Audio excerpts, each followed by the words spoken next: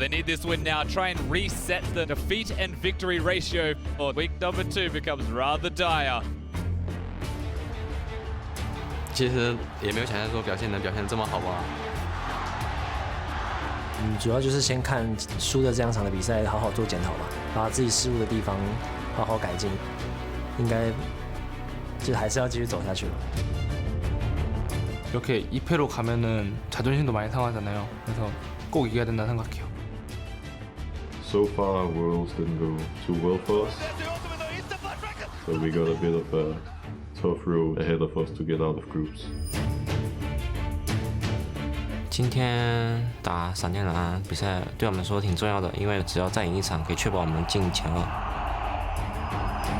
We need to make it out of groups because last time it was really depressing to just be one game away. That means every match is super important. When people remember your performance at the international tournament, they're not like, oh, they went 1-5 or they went 3-3. It doesn't matter. They just didn't make out of groups.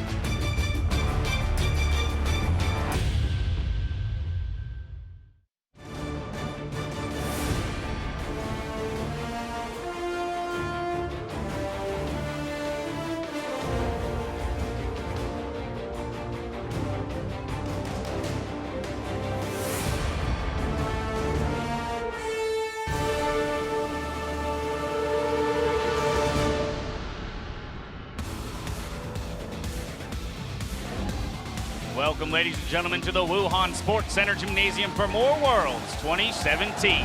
With the fight in the groups heating up, the teams will be looking to strengthen their position by the end of the day. Of course, here you see the electric crowd in Wuhan as they've supported all of our teams throughout their journeys here in week 1. Cosplayers galore, fan signs out the wazoo.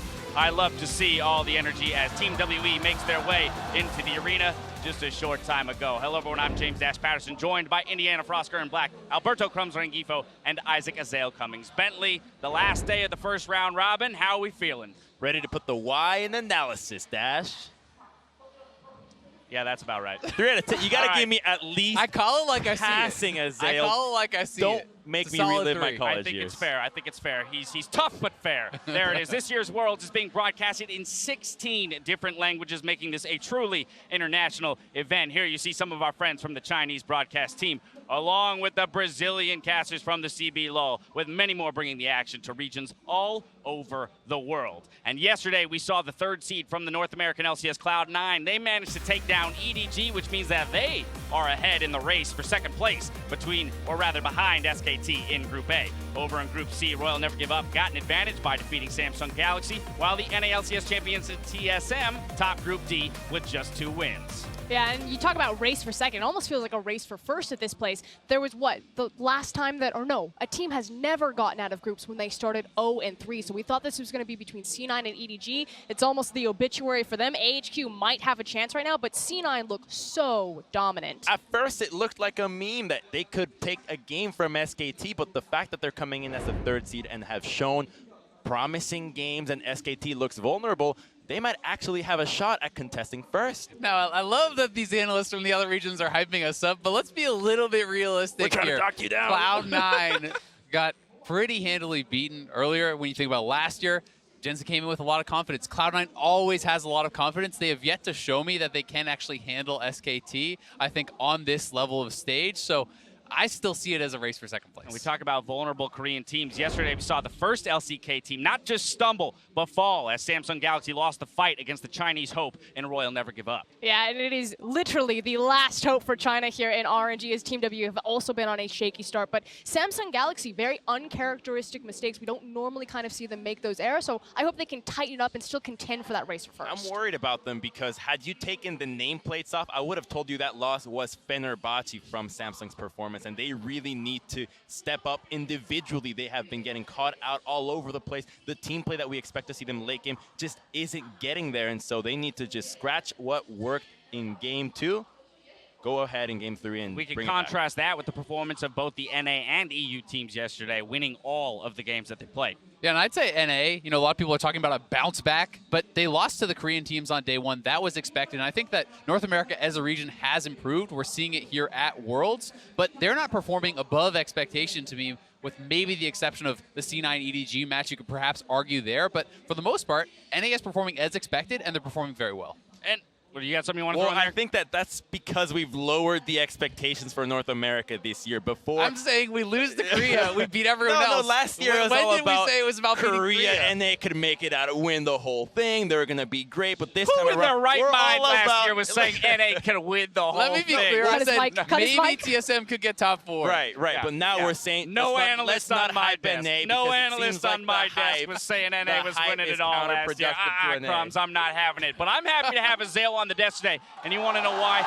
It's because of the Trundle pick. It's because we're seeing some inventive That's why. things come out here. Yeah, that's why. It's And then I control. can leave. That's But it. before I leave, let's talk about Trundle. This is something that I've been expecting to see in the Worlds meta for a long time, and even before that, I've been talking about this for a long time. I feel like Trundle is such a good answer to these tanks, and when teams are just blind picking Cho'Gath, blind picking Maokai and Shen and these sorts of champions, not only is Trundle more than a match in the 1v1, it really lowers the effectiveness of these champions in the 5v5 because the ultimate is shredding them and creating a super tank out of Trundle. So I'm with you that Trundle's pretty great, but he has to be coupled in with a tank jungler. And right now I'm seeing the development of the meta in the jungle to favor more of the aggressive kind of style champions. The Graves that we saw from Contract, the Ezreal, the Rek'Sai. I think these picks are more influential now as we see teams be able to crank up the heat early game. And if you combo that with a Trundle, well, your comp just doesn't make that much sense. So I'm willing to see more of the carries from the jungle and less Ross, of the give me your Trundle. thoughts on this. Weigh in, weigh in. I understand what you're saying, but I keep feeling like you keep trying to jump on the group B, like the outliers. And the thing is majority of the tournament is still heavily dominated by a lot of the Sejuani, a lot of the Gragases, a lot of these tank junglers. So I like Trundle. My question is he going to start to bleed out to the other regions? Because right now it's really only been the European teams that have picked it up. All right, and while we talk about the EU LCS, they did get off to a rough start in the group stage, but they look to prove themselves here in some very big matchups today. And here's the thing, it is such an important day for EU. They have TSM, they have Longzhu, they have RNG. These are very tough competition, but they need to find these upsets. They need to find their foot back in this race. So there's your look at the schedule for the day. Of course, first up is a clash between hometown favorites Team WE and the Flash Wolves, who look to strike back after losing their games yesterday. Yeah, Flash Wolves, Rift Rivals, these two ran into each other. It didn't end so well for the Flash Wolves nor for the LMS, so these teams do have experience facing each other across on the Rift. And for me, the Flash Wolves have been underwhelming because they are still the same team from last year that they just cannot seem to close no matter what they do early game. And up against the Misfits, they didn't even get a kill yesterday. That is quite discouraging when you're looking at a team that was supposed to be the #1 seed of an entire group. All right, so but where does the success of these teams hinge? Why is it that if we look at them on the outset, they might be struggling? Because, for example, Team WE, people were pitting them against TSM as perhaps topping the group when we're coming into the group stages. Yeah, that was 100% me, so I'll take the flame right there. Just at me on Twitter. No, a big issue that I really have for both these teams is actually in the support champion pool. So the fact that Janna and Lulu are so predominant on this tournament, SwordArT and Bin/Zero, they're not Janna or Lulu players. These are playmaking supports. SwordArT made his bread and butter on picks like Blitzcrank, like Thresh. And yes, he's having a more consistent performance with things like the Taric, but you can see it's especially in the LPL supports. We are really struggling to pick up more of these mage kind of defensive, disengaged Let me get style. Azale in here real quick. And while I will say that that may be true, I think it just shows a lack of adaptation, a lack of diversity in their champion pools, because there's lots of people who have the same style of champions in their wheelhouse. When you look at Smoothie and Olay, out of NA, as well as many others, those guys were playing almost exclusively. Crumbs, I see you want to get in, but I can translate what you're saying for those two teams and their supports. Get good. You got to have more supports. Well, there you have it. Get good, I guess, is the answer here on the analysis. Both teams here need a win to get an edge in their group. I want to get you guys on record. Tell me who's going to win this game and why, as you mentioned. I think this is super close, but I'm going to give it to Team WE. I just think that they've been a little bit more consistent. They had a cleaner game against Misfits. Yes, they fell down to TSM, but Flash Wolves have been stumbling in both of their appearances so far in terms of current form. I'm with Frost on WE, especially because Karsa has been so underwhelming from the Flash Wolves. I just feel like this team has shown no signs of being able to just hammer it home, take down the Nexus, and WE has shown that they can actually execute on it. xiye specifically, they can close out a game, whereas the Flash Wolves have yet to do so, and it's more on lack of trust on the Flash Wolves as opposed to thinking that WE is just that much better. A 0-2 Flash Wolves still looking for their first win. Yeah. They're going to get it? I'm not ready to call it quits on Flash Wolves just yet. I think that Maple has been a standout still for the team. I think that his map-wide play has been very impressive, especially his use of TP. And when you look at how they actually matched up against TSM, I think that they put in a much better fight than WE did. And if they can put in that kind of performance, I think that they would win. All right, well, there you have it. Enough from us for now. It's time to send it over to Captain Flowers, Vedius, and Jat to get us into the action. Thank you very much, Dash. Good afternoon, everybody. I'm Clayton Captain Flowers Range here with the Welsh American Dream Team. We got Andrew Vedius Day and we got Joshua Jat Leesman here for the next few games. Gentlemen, are you ready for this? I'm so ready. We're finally reaching the end of the first round robin of the group stage for 3 of these groups. I can't wait to see everyone match up. Should be a fun time, and we're going to go ahead and look at the lineups to kick things off. On the blue side, it's Team WE with 957 in the top lane, Condi in the jungle, xiye mid, Mystic bottom lane, Ben supporting, and Coach Home. And their opponents on the red side, it will be the Flash Wolves. And the top lane is MMG, their jungler Karsa, the mid laner Maple, AD carry Betty, support SwordArT, and their coach Steak. Now, on the analyst desk, we heard a little bit of discussion about the Trundle pick specifically. Vedius, I want to ask you, because we were talking about this earlier, what do you think about this pick? Is this European exclusive? Are you guys on to something that the rest of us aren't, or will we see this go over into the other regions? I'm hoping that we start to see it move around the parts of Group D. I think that it can be a very potent pick, and it's interesting to see where it slots in the draft, because earlier on in the year, what we saw is this sort of Trinity force around supports, where if you lock in one, there's an answer to another and an answer to another. And I feel like that's starting to develop up in the top lane as well, especially things like Trundle, Gnar, Camille, all being possible answers to things like the Maokai and the Cho'Gath that we're seeing prevalent up in the top lane. I do also find it interesting because when we have this game, it's 957 versus MMD, and neither of these teams like to play through their top lane that often. And when you do pick Trundle, you are, in a sense, kind of playing around that top lane. Trundle is a stat stick, so if you get him ahead, there's not too much you can do to outstat him on the other side. So I don't know if it'll be a huge priority in this game, but it could absolutely be a presence. Yeah, Ardent Sensor meta just hasn't felt too inclusive for having those big balls of stats roll over the enemy team from the top lane. It's much more about those bottom laners and who can make success happen from there. We've seen lots of team comps be built entirely around the carries with all the meatballs in the front lines, keeping them safe, and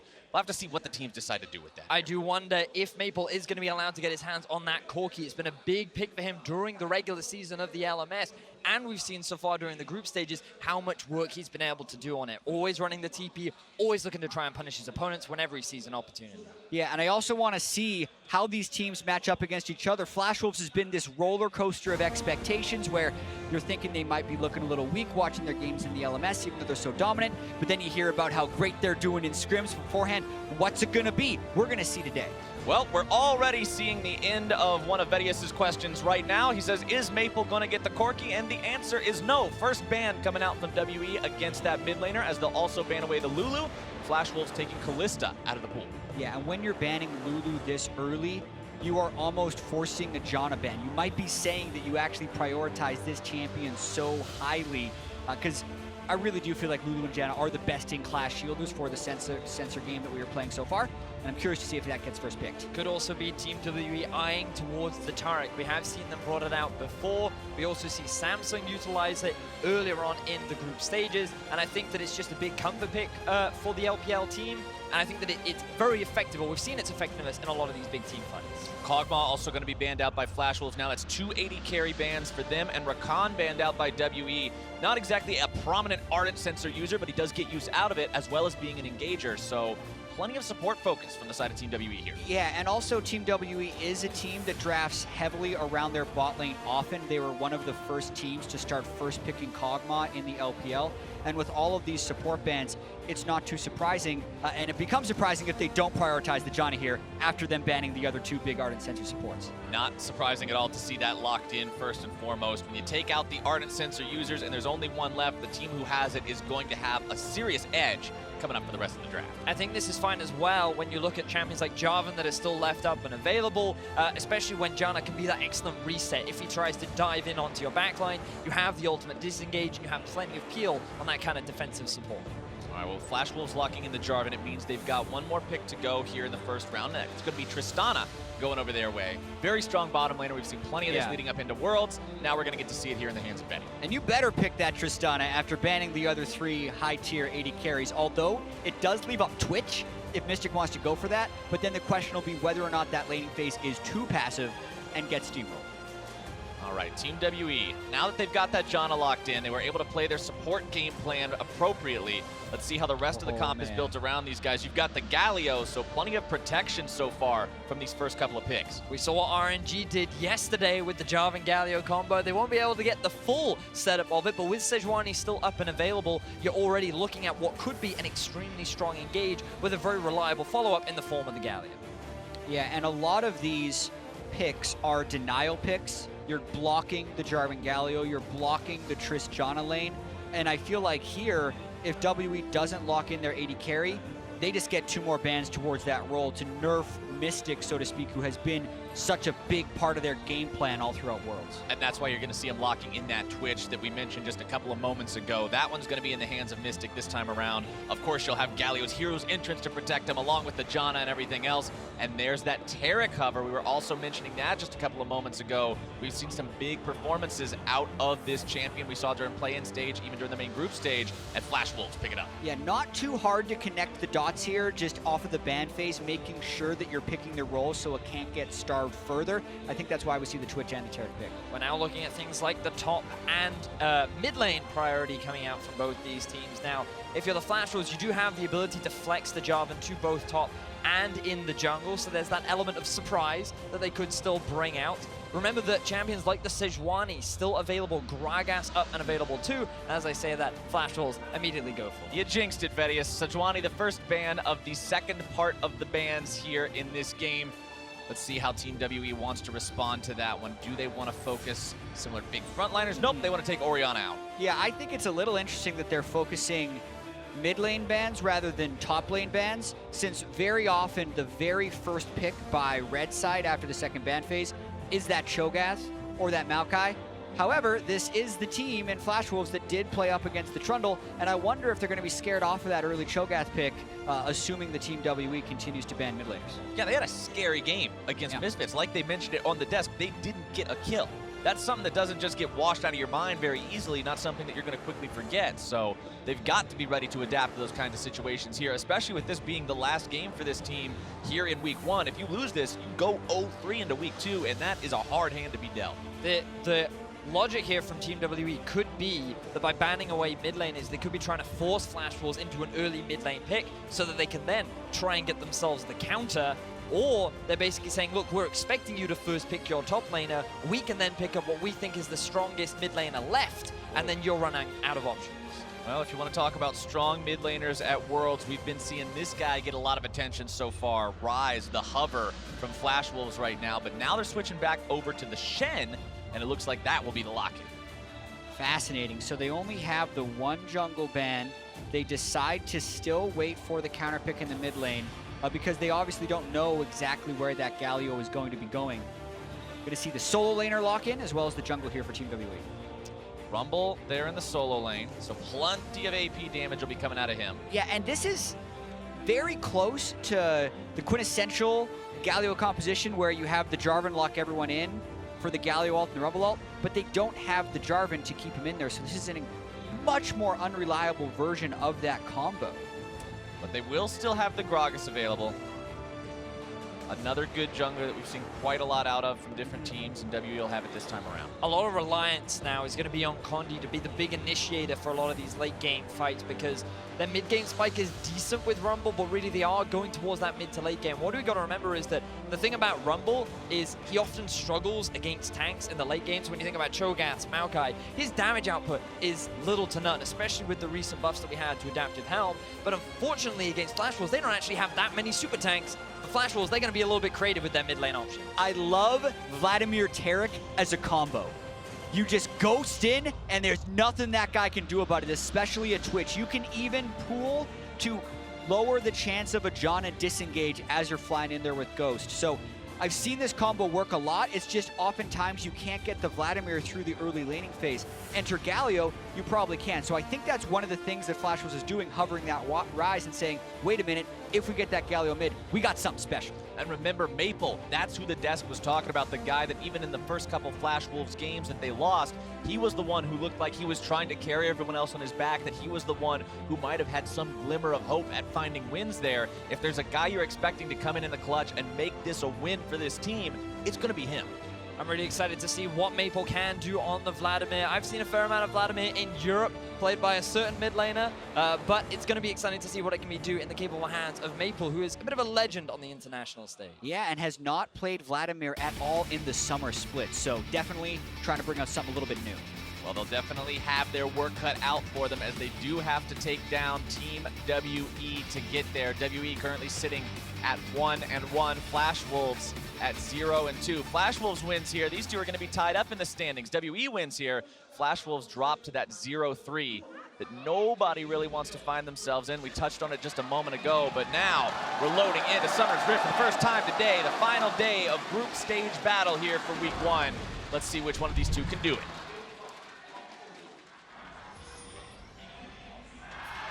Definitely have to focus down in that bottom lane with Mystic and Ben. The Relic Shield Twitch start. You wonder if that is going to get bullied a little bit by the Tristana with Thorin's Blade. That's what Betty and SwordArT are trying to do to that bottom lane. Not wanting Twitch to come online, so to speak, with the most likely Hurricane and Ardent Sensor power spikes. I mean, Twitch is one of these AD carries that can really hyper carry a game, right? We've seen the damage output from this champion from other players like Bang and like Reckless. This is a guy who can decimate entire enemy lines, and when you've got an AD carry like Mystic, a guy you can rely on to be that big carry, WE's comfortable and confident putting him on that. In order to set Mystic up for success, my eyes are going to be on players like Condi and xiye. We did see in Condi's very first game of the group stages going up against Misfits. He was a big part of what enabled Mystic and Ben to get that big advantage down in the 2 versus 2, sending a lot of pressure there. But that was combined with the roams from xiye as well. And what better champion to find those roams on than a level 6 Galio that can quite happily look to try and dive you under your turret. And well, the big worry for WE in this team composition is where does the reliability come from? It's just Condi's flash engage, maybe xiye's flash engage, but he's mostly just going to be a delivery system off of Gragas' body slam. It is hard for them to force fights, and can they force fast enough to not get it turned around on them by a Taric ultimate? WE will walk their solo laners into the enemy jungle, steal away those small raptors with their combined AoE very quickly, actually. So they're not going to leave a lot of that extra experience there for Karsa. I really like that play, actually. It messes up Karsa's jungle a little bit and leaves the big one up. So that's a lot of experience they leave on the table, but doesn't hurt them that much in the grand scheme of things. And those are 2 champions that are incredibly good at that. Rumble and Galio, just 1 spell each, they clear the whole camp. It's going to force Karsa with a slightly different early jungle path as well. You can see he's being forced now to clear his entire bottom side. He'll be able to get level 3 off of this, but then it will allow WE that information that, okay, Jarvan's probably going to be on the top, and that gives a little bit more freedom for Mystic and Ben to play as they like during the laning phase. Well, I guess if you're trying to look on the bright side of life, Karsa's at least going to take a little bit less of a punishment from this camp as he normally would. It's normally a really hard camp for Jarvan to clear, and now they made it the single target camp for him. So not that difficult. I like the idea for the solo laners, but against Jarvan, you did him a little bit of favor. Yeah, I mean, you'd still like to have the extra gold, you'd like to have the experience, but again, you've got to find some sort of silver lining on the dark cloud of your camps being stolen away, and that'll be that for him as xiye pushes up here in the mid lane. Karsa grabs his red buff, and I'll have to see what exactly he decides to do with that one. Just takes his blast cone over, starts up the Krugs. Yeah, he'll be doing a full clear, most likely recalling after that based on where his health pool will be after the Krugs. Not bad, actually. The more I think about it, I think Karsa's pretty happy about not having to clear the small raptors. That camp is a pain for Jarvan. He still hits level 4 on his first clear, which he would have done regardless, and just misses out on the 60 gold from the little raptors. And now that we're looking at the bottom lane, I want to go ahead and talk a little bit about these 2 AD carries matching up against each other, because we already touched on Mystic and his ability to carry games and how he can be this hero for Team WE, but Betty has been doing good work for his team so far as well. You can see the KDA isn't quite as high, but for Betty, it's actually just a DA. It's a deaths to assist ratio because he still does not have a kill. Well, he's looking to try and get that on the Tristana today. You can see that his laning phase is pretty even going up against Mystic, but the damage share is still a big part of where Flash Wolves are doing in these team fights. The problem is Flash Wolves have often struggled to close out games, and that's not Betty's fault. He's just the facilitator of the damage. It's about the rest of the team coming together to properly set Betty up to be that big hyper carry, and what eyes will be on him as he is playing this Tristana as the game progresses. Everything very even across all the lanes right now. You can see the farm in the top lane there very slightly favoring 957. Mid lane and AD carries going just blow for blow in terms of their own farm as teleport used by xiye to get back to mid lane after going back, doing a little bit of shopping. Wants to make sure that he does as much as he can to maintain control over this lane early on while that Vladimir is still building up strength. And now thinking about how Flash Wolves have played this group stages so far, we've seen relatively slow early games for the most part, apart from when they played up against TSM. And what Flash Wolves are doing a good job of was forcing a lot of plays, putting TSM in situations where they didn't really want to fight. Often it resulted in Svenskeren getting caught out and giving a lot of early kills over to Flash Wolves, which is what gave them that early lead, but then they struggled in the later game team fights. And the one big thing you have to praise Team WE for is their ability to fight, but then they never really got to show that against Misfits yesterday. So two of the things that we often praise these teams for, which is Flash Wolves' early game aggression with Karsa and WE's team fight, they've kind of been lacking so far in this group stage. Yeah, and you also have to ask yourself where that first big point of conflict is going to be. In a Galio Shen game, you're expecting it to probably be around the bottom side, unless Team WE do decide to target the Shen, which is a very real possibility. It's something MMD's going to have to watch out for. WE really does not want to allow Karsa to get this chicken camp this game. They'll steal that one away. This time, big one included. Karsa's only taking a couple of babies with him. This is good jungle control. You know, it's basically saying, you know what, we already want to have a little bit more pressure on the top side of the map, especially with Rumble perma pushing up there, and it gives them a bit of deep vision as well. So Team WWE, they're going to feel pretty confident and just give that extra bit of safety to 957. Karsa throwing down some vision in the enemy jungle, realizing that they're invading him, so it's a good idea to keep tabs on exactly what's going on that other end of the map as well. We often see junglers do this. They get invaded, they just clear their opponent's side as well, but not fall behind. A little bit of a scuffle down here in bottom. Mystic having that charge explode on him. xiye mid lane with that level 6. Now might find himself in a 1 versus 2. Maple taken down below half. Karsa backs off. xiye just fine here. Yeah, two mid laners are going to have a hard time killing each other. I'm expecting a very early Abyssal Mask from the Galio, as it's such a good item on him, and that's just going to stop them from killing each other. And that's good. That's fine for Vladimir. Maple wants to wait until he's at 2 or 3 items to really turn on, and then the question will be, is Mystic at the point there where he can tread through the Vladimir, or can the Taric ultimate Vladimir run through the team? And if a jungler is going to go to make that gank, you have to maybe even send a third person.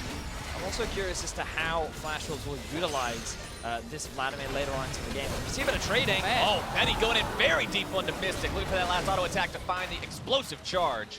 Mystic going to be, honestly, not that bad off. Yeah, Flash Wolves win that, though, because they only used one defensive summoner, whereas Team WE used both. Ben has gone with the exhaust instead of the classic heal barrier we're seeing so far. But the sustain war will be a question of how much Betty can heal up here. He's gone Fervor, not Warlord, so that's less sustain in lane. He may have to recall fairly soon. Meanwhile, Condi, level 6 on the Gragas. Karsa still without his own ultimate. We know both these junglers kind of flip a switch when they hit level 6. It's such powerful ganking tools for both. Hey, that feels so bad. In mid laner, the Gragas just scoots in there, but Condi does a good job delaying that back, make things a little bit less efficient for Maple in terms of his timings. I'm curious what Flash Wolves will do later on into the game as well, because just looking at some of the summer spells that we've also got on either side, you already mentioned the exhaust from Ben. I think that makes sense when going up against someone like a Vladimir who's going to be looking to dive onto the backline, and you just want to mitigate that threat onto your primary carry of Mystic. But also, there's no TP on top of Maple compared to the TP of xiye. So WE, they have a few more options to play along these side lanes, but when you actually look at the comp of Flash Wolves, they have a pretty strong 1-3-1. Will they try and utilize the Vladimir off on the side lane? Will they try and group them up? They actually have a few options, but it's that extra TP that their Flash Wolves are going to have to respect. Yeah, it is interesting for Team WE to go with the double teleport summoner choice without actually having the stronger 1-3-1, because oftentimes double teleport and 1-3-1 are synonymous, but you need the dude who can win the 1v1 late game for that to work. And I don't think that's true for the Rumble or the Galio. So it's almost like they're just laning phase summoner spells to keep map pressure up and allow Condi to try and get some invades going on, which we haven't necessarily seen yet, but we have seen them get deep wards, take the Raptors multiple times, so the map pressure is where they're trying to get their edge. Yep, the early game going pretty slowly so far, but now Karsa's going to find Ben. He walks down into the bottom lane, finds a nice little chunk of burst, but Ben's shield is fast enough to block a bit of it. Is this where they use the proactive Shen ultimate? They definitely had a little bit of a tell, and they're giving time for them to respond. The teleports aren't up on Team WE yet, but Galio's moving into range to ult in. And remember, there is no way for the Rumble to interrupt the Shen ulti. Here we go, Mystic gonna be jumped on, has the explosive charge strapped onto his head, and he is done. First blood over the way of Karsa. Now seeing if they can get anything else. They're only gonna find a death onto SwordArT. The winds of war blow for Team WE, and they make it even. The level 6 power spikes for both teams, but it's Flash Wolves that are faster on the trigger. They're the ones to set up the dive, but WE respond in kind. xiye is able to position in a way to stop Flash Wolves from getting anything extra, and it ends up in a 1-for-1 trade. And listen, we often criticize Flash Wolves for not making the play. You have to question whether the play was worth it. Sometimes that's why a team doesn't go for it, is because they can't do it perfectly. Yeah, they got first blood, they used every ultimate, they sent all 5 people, and they didn't get a lick of turret damage. Meanwhile, 957 has a larger CS lead in the top lane and got 80% of that turret down, which could probably end up being first turret. Not to mention a kill fell down on the backside. That was absolutely a one trade for Team WE, in my opinion. You don't always make a play just because you can. It's pretty much the summary of what happened there for Flash Wolves. Yeah, you got the kill, you got first blood, congratulations. Let's take another look at how it all played out, though. And you can see here, the Shen is being forced under his tower already. He comes into the fight right from the get-go, but Betty initially takes tower aggro. He's forced out of the fight, and then xiye's already there to respond, forcing SwordArT to lose his life. And then WE, they force Flash Wolves back. They're the ones that have to retreat, and it gives Team WE all this pressure in the enemy jungle and all across the map. And Team WE, remember, Jat just said they got 80% of that first turret. They didn't even kill the thing, but they're up over 1,000 gold just because the team has those farm advantages like you're now seeing in the solo lanes, and because they've just done a better job passively building that economy. Yeah, exactly. Ben's 600 gold up on SwordArT because the Relic Shield helps, and also the gold runes that he's going to be running. So he's done that every single game they play Jonet, keeps pace. And also, I think is one of the reasons Team WE's early game bot, they've been like, man, Mystic and Ben, they're supposed to smash everyone. Why aren't they? Well, because they're playing these passive lanes that are waiting on power spikes. And currently, even with that death, they're still even in CS. Here we go, back to the chicken camp yet again, and they get everything. Karsa tries to walk in and throw the lance out to steal one, but it does not work. These two, again, staying on top of that spawn, denying that EXP, denying that gold from the Flash Wolves jungler. Team WE also still have both their teleports up, ready for use. It will be a Cloud Drake that's going to be the first one on the board, which means that neither team likely going to make that a high priority. But if it's a free objective, there's no reason why they can't try and look to make a play, especially when they want to continue the pressure down the bot side and get Mystic into that carry position. Betty, 94 CS to the 90 of Mystic. We were keeping track of these guys' farm when we talked about them earlier. Both of them normally farm very well compared to their opponents. They're both doing well enough right now. Initiation coming out from the Flash Wolves, but Condi is here. Ben looking to make the play, shoving Betty back. Betty still managing to get himself away as Condi now finds his own ultimate down onto SwordArT, who has the Cosmic Radiance, but isn't going to use it this time. Mystic grabs the kill. Yeah, SwordArT was flashless, so he knew he was dead regardless of whether or not he used Cosmic Radiance trying to save it. They might just round this up for another gank. They could still teleport 957 if they really wanted to. That's why that worked there. And a great sweeper by Karsa to block it. Karsa not allowing that TP to go in. Very well done by these guys, preventing further damage coming through. But now the damage onto the turret is Rumble, the concern. look at Rumble. TP going to be used. Rumble coming down. They've got xiye here as well. WE wants to make this push onto this turret. 5 men strong, but now it's going to be 4 coming in. The Flash Wolves. They want to make this one happen. MMD able to find the taunt onto xiye underneath the turret. Almost able to grab the kill, but instead it's not going to work out today. Galio into the back line using the hero's escape. And Flash Wolves will hold the line. Flash Wolves doing a good job of defending this early tower, but I don't know if it's enough. MMD now forced to flash back. WE's assault will find success. Condi forces them back as xiye goes in, tries to fire off yet another win, but will now be forced back without grabbing a kill. They'll take the turret though, and they'll do so happily. So many intricacies in that fight that ultimately don't turn bloody, but they still get the first turret, which gives them a large edge. And Flash Wolves committed the resources to trying to stop it without being able to. So that's still a big win for Team WE in that sense. They did move everyone bottom lane, but they're the ones that got something out of it. Flash Wolves did not. And this is just a staple WE move, utilizing the levels and the comp that they have to apply pressure around the map. They had the double teleport, they have the Galio, they have the Rumble ultimate, they have a team composition that is great at just forcing enemies away from towers and just sieging them down. They knew they had the early advantage, they found that early kill onto SwordArT, and they were not afraid to try and force that play. And one thing the bottom lane skirmishes have told us, both from the dive that Flash was executed and the attempted dive that Team WE attempted, was a preview of what we're going to see later. It's going to be really hard for Mystic to stay alive, because we know that the Vladimir can come in with a Shen and a Taric and be nearly unstoppable. And we also know it's going to be pretty hard for Team WE to actually execute kills onto the Flash Wolves. They don't have that much engage, and these guys can run away with a lot of different tools. So that just makes it all the more important that Team WE is getting pressure on these turrets and objectives, because they need to make their gold lead overwhelmingly strong to push this game to victory. We are starting to see item power spikes coming across from multiple people. WE trying to push further onto yet another tier 1 turret. Good denial there from Ben. Going to be stopping the Flash Wolves' attempted move on them. Now bringing Condi up here to continue this push. Yeah, and they won the sensor race. They have a Hurricane and an Ardent Sensor, so they're power spiking right now, but Flash Wolves want to fight them. Flash Wolves going to be using that TP to come in, start this one off. Ben in some danger. Condi looking to body block, trying to get him out of there if he can, but the taunt comes in and Karsa's grabbing the kill. Now seeing if they're maybe able to find some damage onto Mystic, but he's the one feeling all the pain today. Couple more auto attacks might be able to do it, but now Mystic going to be jumped on by the Shen. Condi grabbing the kill onto Karsa. Galio comes in for the cavalry charge as Maple goes into the back line, going after Condi now as well. Evo Plague down, one more transfusion to grab the kill. What a bloodbath. And how long's the fight gonna happen? 957 starting the bot lane. He's walked up this far. Maple still defending this. 957 knows there's low health bars that he could mop up. xiye and 957 want to take down this turret, potentially grab the kill onto Maple as well. Lots of damage coming out from these two AP solo laners. The winds come through, they don't find the mark. xiye's gonna be taken out. He's gotta be careful, but Betty got the kill. 957 trying to get something here. He will find Betty. He may find MMD. But the Spirit's Refuge protects. What a great fight from the Flash Wolves. They finally have the game going their way. You were just talking about this earlier, chat, how it's so difficult for WE to find those kills on the Flash Wolves, but it's just because Flash Wolves, all of them were there on the play beforehand. They were already ready to react to the play from Team WE. They find the successful fight, but they're still in the goal deficit. Yeah, and I also feel like Team W was a little greedy there, knowing they didn't have their teleports up, and Mystic just thought he could take him on because he had his Hurricane.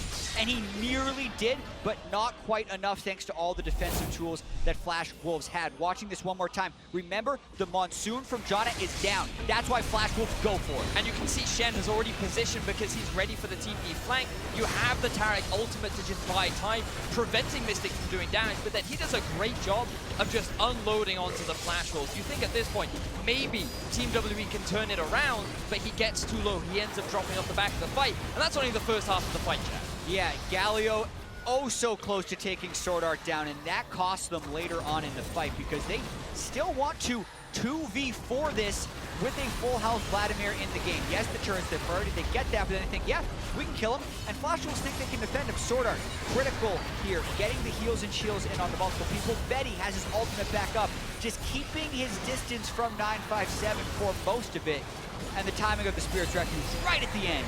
Keep himself alive from that overheated auto attack. Well done from the Flash Wolves team fighting properly. They're still down 2,500 gold compared to Team WE, though 17.5 minutes into this game. And I think it is interesting to note that neither team has taken the first Drake. It is a Cloud Drake. It is of lesser value than normal. But you can see right there, Team WE gold differences group stage versus Misfits and versus TSM. They're two matches so far. And this is the make or break moment in their game so far. And that's what we're seeing a lot of in this tournament. When both guys get their Ardent Sensors, when both tank lines start to come online, whoever gets that one little bit of a lead cuts through the enemy front line so much faster. Team WE have to play clean here. So much is yet to be decided for both teams. WE daring Flash Wolves to come stop them from taking this Rift Herald. Flash Wolves wants to see if they can. Maple moving up forward, gonna have that large transfusion here. Karsa actually stealing it away, well done. MMD steps up to secure the Rift Herald drop itself, taunts over the wall and gets himself to safety. Maple now trying to get away further. Chemo Plague thrown down onto multiple people, throws out the Tides of Blood as well. Stun comes out from Taric. The Flash Wolves disengage. And we talked about the lack of engage from Team WE. That was 5v5 grouped up from Team WE. They were in a prime position to try and force the fight, but they don't go for it. They just wait for Flash Wolves to walk in, take the Rift Herald, walk out, and not lose any members. Yeah, MMD just walked up to 5 people after ulting in to be like, well, I guess the team doesn't want to fight. I will turn around now, and I will be absolutely fine, because WE has such lackluster engagement. I think they understand that, which is why they are so heavily forcing around turrets, Rift Herald, Drakes, daring Flash Wolves to fight him. That's the only way WE is going to get a fight, but they still haven't been converting those in a big way. But they still have double TP available, like the flanking options are there for Team WE, yet they get to try and take advantage of them. Typically what you'd expect is Condi goes in, xiye follows up, and then you have the ulti from 957 to round things out. But so far, Condi's yet to truly pull the trigger, unless they're in a 3 versus 5, and it's Flash Wolves the ones that are trying to force the fights. Flash Wolves now, they got the Rift Herald. We'll have to see how they want to actually use that. Team WE currently holding the turret control in this game, 2-0. That's pretty much where their gold lead is coming from at this point. That and the Janna gold that you were talking about earlier, Jat, with just how much more money they're putting into their support so you can get those supportive items coming out for his team. 1,600 gold of that lead is on the Janna compared to the Taric just because of that investment towards him. Yeah. Ardent Sensor up and running, very, very useful for that Twitch, but Mystic's going to need to be positioned very well. And the remainder of the gold lead is just the fact that Team WE have 2 turrets over Flash Wolves, so I feel like this game is still very close. Both these teams really consistently butting heads, and I do feel like Flash Wolves are the ones that are, more often than not, the ones coming out ahead in the fight. But remember, if you're a fan of Flash Wolves, their 2016 Worlds run, and a bit of what we saw from them here in 2017 against TSM, they could do well enough early. They could even take it a bit into the mid-game, but it was closing those games that was problematic for the Flash Wolves. So you've always got to be concerned for this team as time goes on. Do they have that coherent element finally there that they can work together as 5 and make these plays happen? Right now, they're looking to pull that off mid lane, pushing up 4 strong, leaving Maple in the side lane to split push. Rift Herald will roar in there, nearly takes the turret down, but nearly's not enough. WE continuing to hold. Betty tries to put that last little bit of damage on it. Condi, now the one who may be in some danger. Galio ulti comes in. MMD gonna be knocked back into the team, but that is a Shen. Pretty tanky, not really the one you want to be focusing on. Maple makes his way into the fray here. Nice equalizer choke point as the Taric ultimate is forced out. And Flash Wolves have to retreat now. Can WE find anything else? Maple going into the back line instead. Mystic may be in danger here. Ben gonna be taken low. 957 grab the kill onto Karsa as Condi falls to Betty. Now gonna be finding himself in the middle of 4, but jumps over the wall with the flash to escape. Such a clutch fight between both these teams. Team WE trying so desperately to force a fight, but they take too long. The Flash Wolves SwordArT ultimate just mitigating all of the damage from the Rumble ulti, and that's where Maple goes in. He tries to start something for the Flash Wolves, but it actually ends only in a 1-for-1 and a trade for jungle. Yeah, both summoner spells used by Maple to get in onto Team WE, but when Mystic is just standing there with the Monsoon on him from the Janna and ripping off on the spray and pray, he's healing a lot, and they're not reducing it. So we're going to watch this fight one more time. You can see how difficult it is for Team WE to start a fight, because they want to. They see Vlad top lane, they think they can force a 5v4, but all right, we smacked Shen into the team, don't really want to engage, and they're almost intentionally walking into dangerous places so that Flash Wolves will engage on them, is what it feels like. Karsa's over the wall, thinking about it, the Taric ultimate is down, but Maple finds it. And now WE right back on the turret game. Now WE saying, you took down our first turret, we're going to take down your first turret mid lane at least, seeing if they can push this one up. About 20% HP left on that. Team WE trying to build back up some of that objective lead. They will do so successfully. About 3,000 gold in their pockets ahead of Flash Wolves. And my eyes just keep darting towards Betty. So one of the unsung hero for Flash Wolves. Captain Flowers, we were talking a little bit about him earlier on, how this game was going to be very much about the 280 carries and also how well Maple would have an impact on these fights. But when you look across the scoreline, 3-1-3 for Betty, he's just slowly been stacking up kills. He's working towards his 3rd item. And as this game progresses, I feel like that Tristana is going to be a huge factor in allowing Flash Wolves to win these fights. I think it needs to be one of the main factors for them to win the game. But even with his damage percentage or his CS, they are sitting at 0-2 in this group, and it's because Betty hasn't been able to make those plays at the ends of the game. In the TSM matchup, it was Betty who got rocket jumped on while out of position, died, and lost the game. In the other game, it was the Jinx game where you just have to get that first kill to get the reset. The reset never came, and they got run over at the end of the game. So it's been a tough road for Betty. He's done a lot of good things, but in order to be the hero, you have to win. The bright side for Betty, he finally gets his first kill, though. We didn't mention that at the start of the day. It's a KDA now, boys. It is now, in fact, a KDA. So good job for Betty. But let's see as we track through this game, because Maple is the other big star that you do have to keep your eyes on. Note, they are moving him off into a side lane much more regularly now, and he doesn't seem to find any trouble getting involved in these fights. And Jat, you mentioned a little bit earlier about how now that the Ardent sensors are coming online and everything's sort of falling into place, these pieces are landing where they should. One big fight, one big momentum swing can determine the tempo for the rest of the game. And now that you're seeing those second items come online, you've got a Righteous Glory on your Galio, you've got a Zhonya's Hourglass on your Rumble. On the other side, Randuin's Omen completed on the Jarvan, while the Leandri's Torment for the Vlad. These are big purchases, big pickups that could really determine who wins these fights. Exactly, and so much of it comes down to how safe Mystic can be. He's got these insane damage percentages as far as the tournament is concerned, and he's the one roaming around actually going for MMD. MMD already had to use his flash here. Mystic looking to further chase this one down. Equalizer is enough, and Mystic grabs the kill for himself.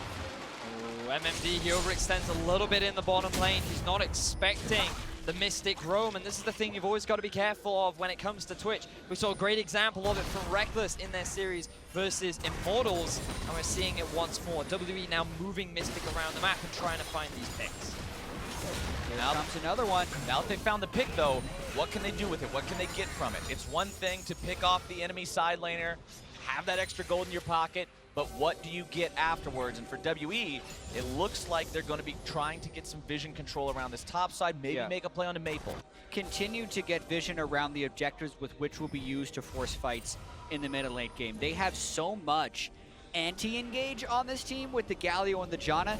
They also just want Flash Wolves to try and dive in on them, and they need to be able to stuff it to keep Mystic alive and win the fights, because the best way to get people in range for spray and pray is to have them come to you, but that's also the fastest way to a loss. So it's going to be these really razor's edge fights on whether or not Mystic stays alive. And SwordArt's going to be pivotal as well, because his ultimate mitigates so much damage. If you use that spray and pray at the wrong time, a little too early, maybe a little too late, then that Cosmic Radiance is just going to deny all that AD carry damage, and then that long-range hyper carry turns into a slow-range little rat that has to get past the front line in order to threaten those carries. So a lot of intricate things are going to come out as we progress into these fights later on into the game. And you can see on your screen right now kind of who are those big power players in the game so far, who's making those big impacts in the team fights. It's Maple on the side of Flash Wolves. Nobody's really surprised about that one.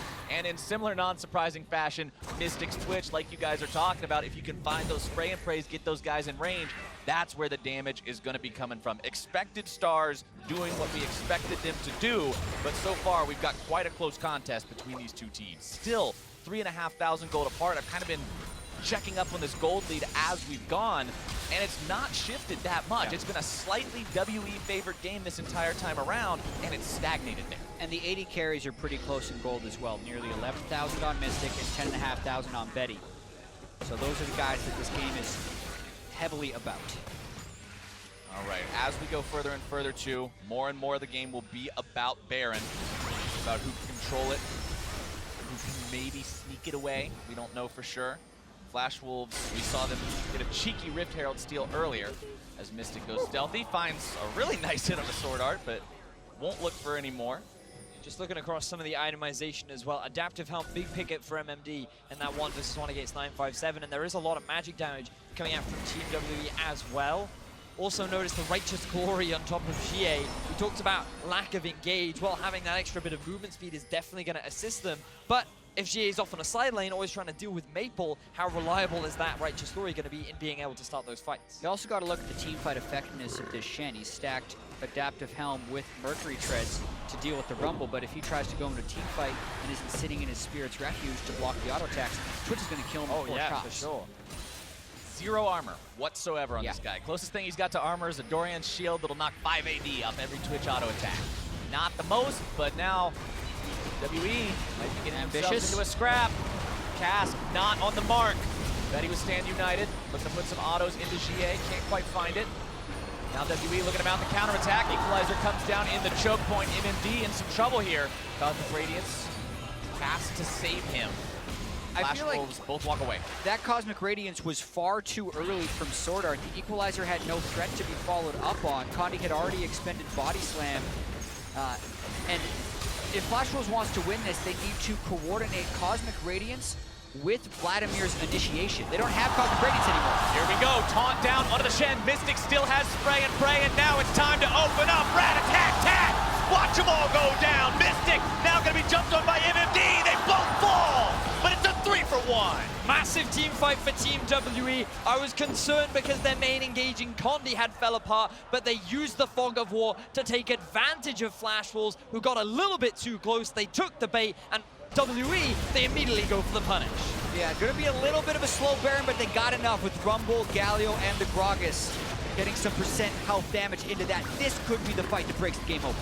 WE now getting the Baron. This is going to feel great for these guys. It's going to give them so much ability to push and control the map and further build this lead. You can see just by the current state of the turrets, they were able to break the outer ring, but they couldn't find anything else beyond that. Baron is the perfect way to fix that. And this is the Fog of War we were talking about. Karsa, he just wants to check it with his with his E, but he ends up getting caught out of position. xiye with the flash taunt. Now one of the frontliners is down, and that allows Mystic to open up. He gets knocked back by Betty, making it even harder for Maple to dive onto the backline. And even though Mystic still loses his life, the damage was already done. Flash Wolves had fallen apart, and it ended in a 4-for-1 going in the favor of WE.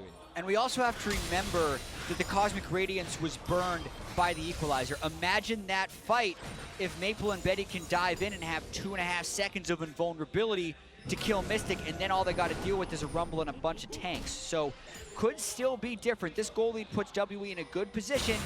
Still just want to see better usage out of SwordArT's ultimate. Forcing Maple back like that is a good sign for these guys. Going to give them the opportunity to continue pushing up, moving through the jungle. Notice how they're laying down the vision as they go as well. Damage dealt to champions in the last team fight, nearly 5,400 from Mystic's Twitch. Any two people you put together on Flash Wolves don't even equal that. xiye dashing himself forward with the Justice Punch to zone away any defenders as WE breaks down the mid lane tier 2, continues the push, 4 men strong, up into the base of the Flash Wolves. And they should continue to force this. They are stronger in the 5v5. The Ghost is down on Maple as well, so just keep walking up to turrets, push Galio forward, and dare Flash Wolves to fight you. That was your tank, by the way, if you're Flash Wolves and walk up to that wall and he gets auto-attacked for 2 seconds. He's got a one smell now, though, Flowers. He should be able to mitigate a little bit of the 4-item switch down on the He's got Warden's Mail up against Infinity Edge, Runeance Hurricane, Static Shiv, and some other bits and pieces.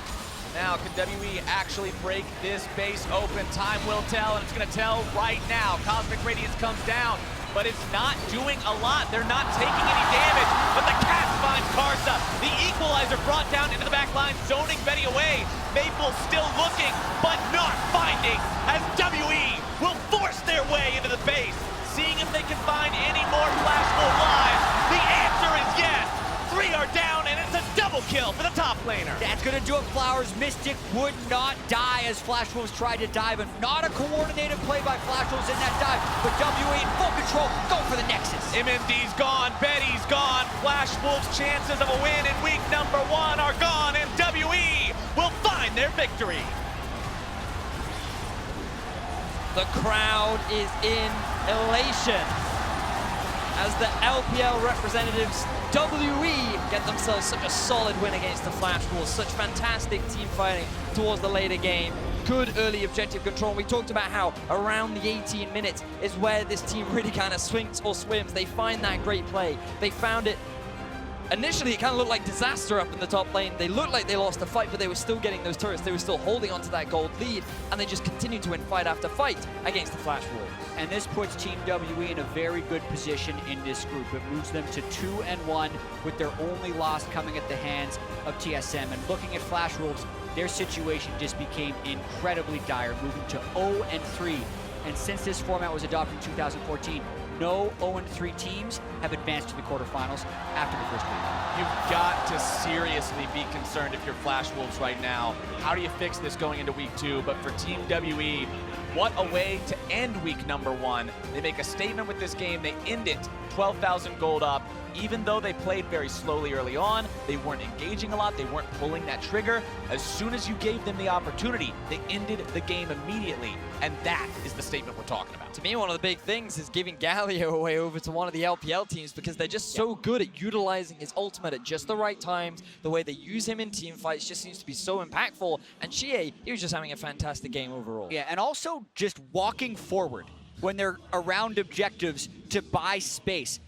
I don't think it was a problem of decisiveness. I thought Team W was insanely decisive this game. They just didn't actually have that many tools to make fights happen, so they were so decisive, they made it happen, they got the win. Well, you heard our thoughts, but now to get their thoughts on the first win of the day, let's toss things back to Dash and the analysts.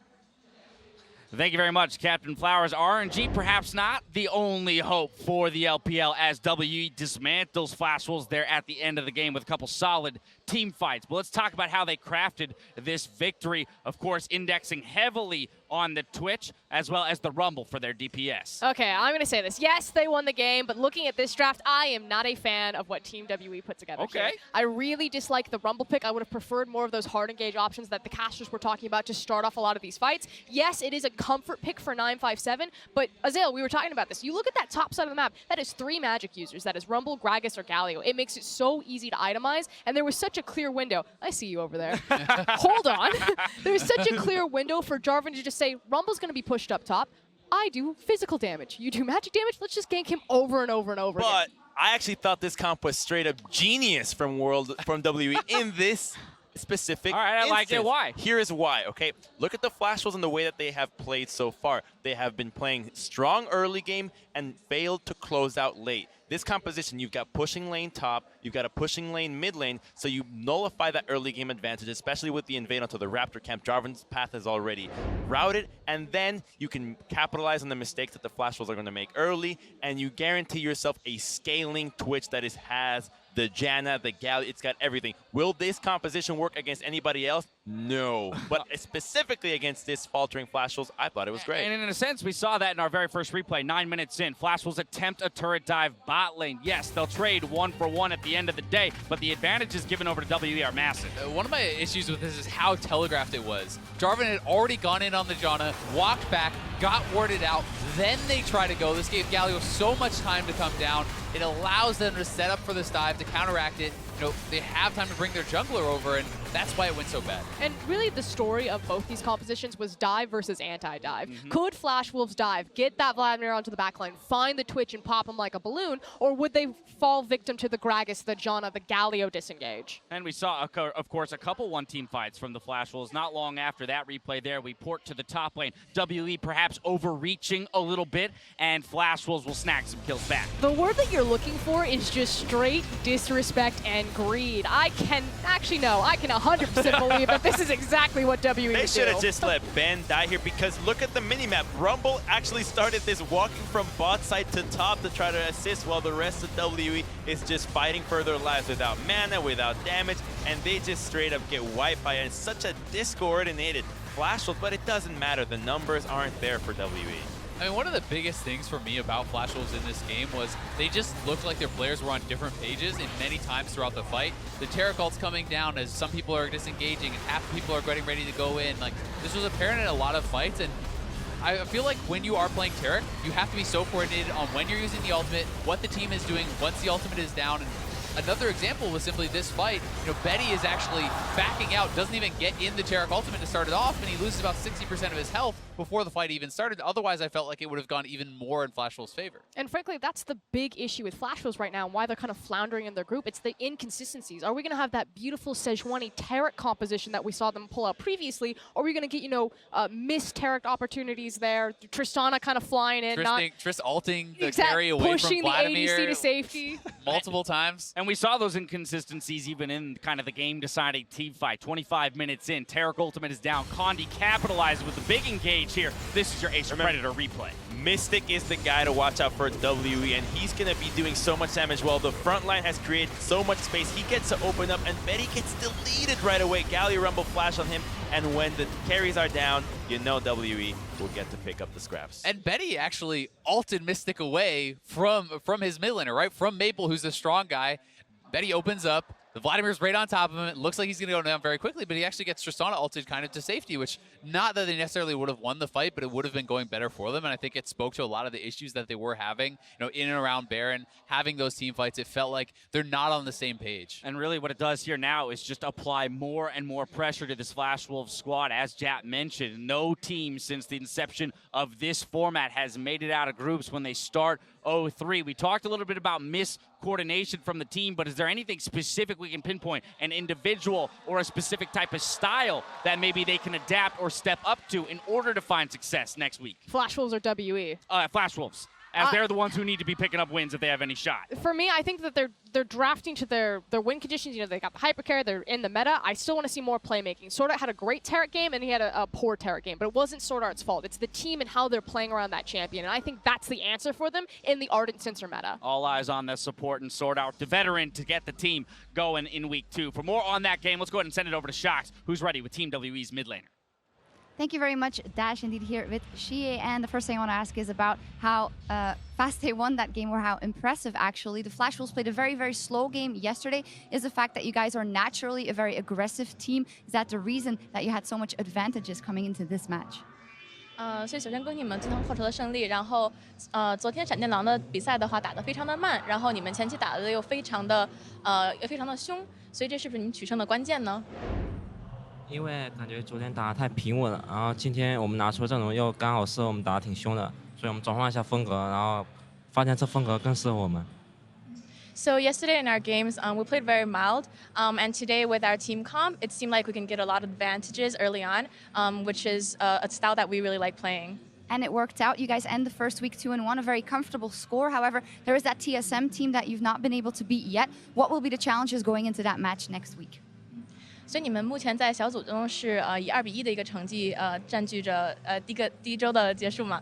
然后呢，你们唯一没有打败的队伍是 TSM。那你们下一周觉得会在打 TSM 的时候会面对什么样的一些困难呢？因为昨天输给 TSM， 虽然他们打得很好，但我觉得是我们更多的失误导致他们能取胜的。如果我们能不犯那些很低级的失误的话，我觉得我们可以战胜 TSM。 So yesterday, our loss against TSM, I feel like they are a very strong team, of course, but I also feel like we've made a lot of mistakes. So going into second week, if we can minimize our mistakes, I think we can definitely beat them. All right, well, you guys are doing good, and there's a lot of pressure on the Chinese teams here in Wuhan, obviously, because it's on home turf. EDG is not doing that well. Does that even more up the pressure on you guys as well to perform even better? 所以目前的话 ，EDG 的战绩不是那么好。然后呢，你觉得在我们主场的话，会不会对你们来讲更有压力，让你们表现得更出色呢？其实我觉得 EDG 发挥的真的挺不错的，但他们总是差一点点，然后导致不能赢下比赛，很可惜。但我觉得他们第二战就下一周会发挥得更好、更精彩。 So I feel like EDG actually played pretty well, except they're always just missing that little bit to get the win off the game. But I do believe that coming into the second week, they're going to give us a more exciting game. All right, we will see. Well, thank you very much, xiye. And well, that will be doing it for us for the first match. We'll be right back after the break with TSM versus Misfits, so don't go anywhere. Mystic going to be jumped on, has the explosive charge strapped onto his head, and he is done. First blood over the way of Karsa. Now seeing if they can get anything else. They're only going to find a death onto SwordArT. Condi now finds his own ultimate down onto SwordArT, who has the Cosmic Radiance, but isn't going to use it this time. 等我到可以，等我到可以打。来，我们开打，我进来。传去，保护谁？我死了。The equalizer brought down into the back line, zoning Betty away. Maple still looking, but not finding, as WE will force their way into the base, and WE will find their victory.